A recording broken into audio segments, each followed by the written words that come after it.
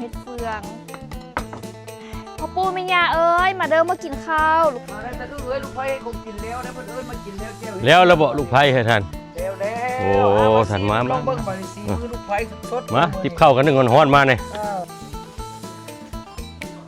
เลยบอกอ้าวเลยลงมือมานี่ โยมาเข้ามาซะก่อนนะ